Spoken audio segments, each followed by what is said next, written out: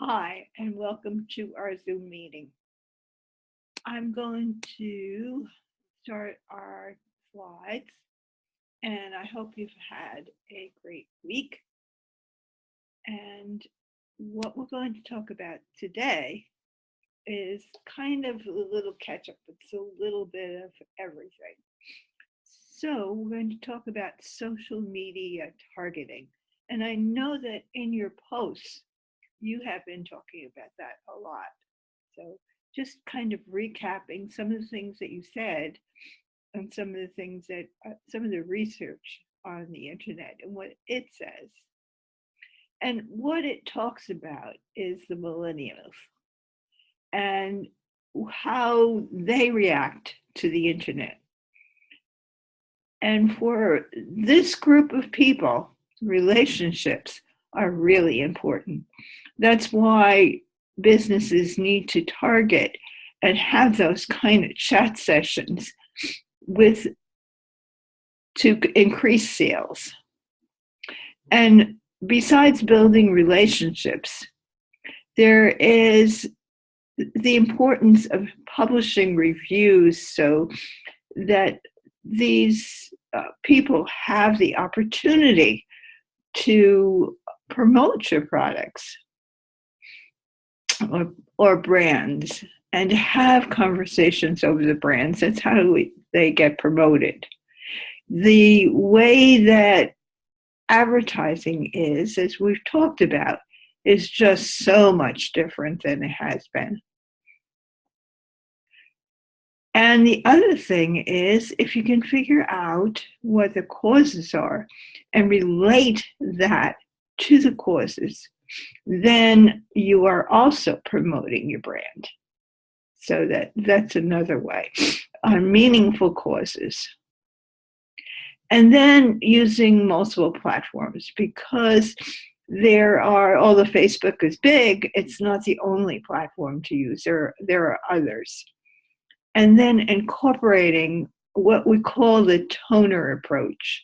The toner approach is very successful because it allows them, because they're economically minded, it allows them to see how they can save money, protect the environment, which is a concern. I mean, it's a concern for this group and many groups of people. But this is a way that Toner has found that works for them.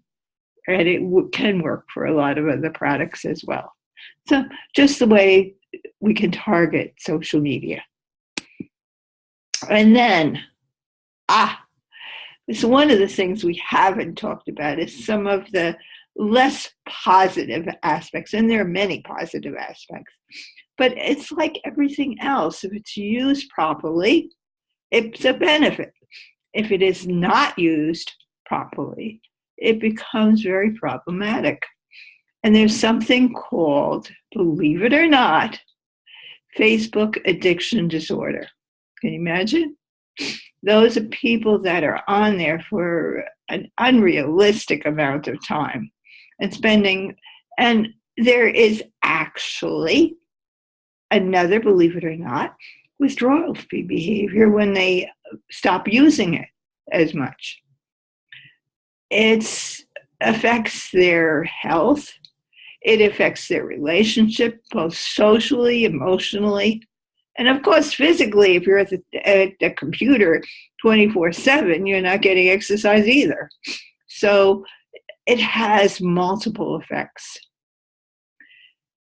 Taking a break relieves some of the addiction and that feeling. And the other thing is, it's people that hang out constantly on the internet are very isolated. There is no real human interactions, no matter how active the computer is. So, that's some of the downsides and some of the things to look for.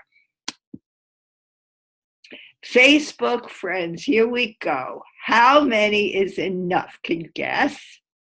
600, 1,000, 220? If you have too little, well, you're just not popular. That's just not going to cut it. If you have too many, well, it's unrealistic. So how many is enough? The number they came up with in the study is 302. Do you have 302 Facebook friends? I don't. So that was from a study of college students. And they found that was just the right number. But it doesn't say anything about the quality.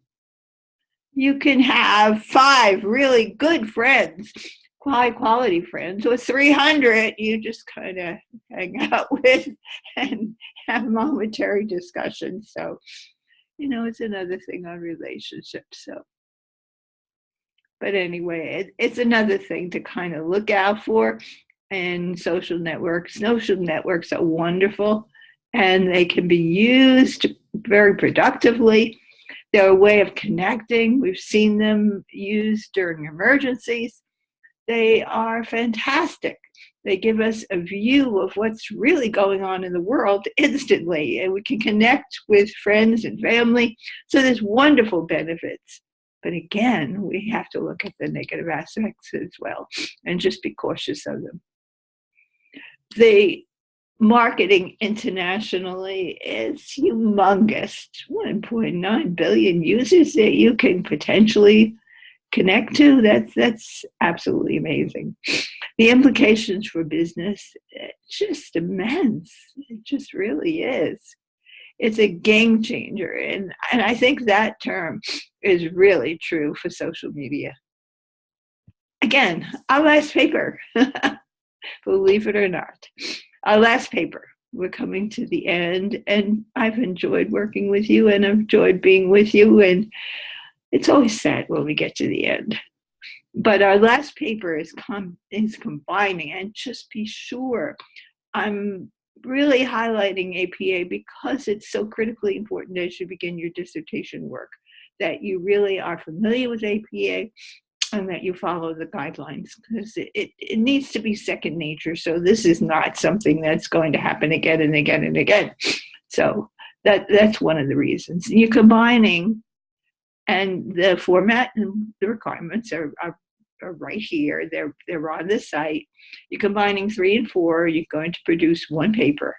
So again, I want to thank you for your active participation. It's been so delightful to discuss topics with you.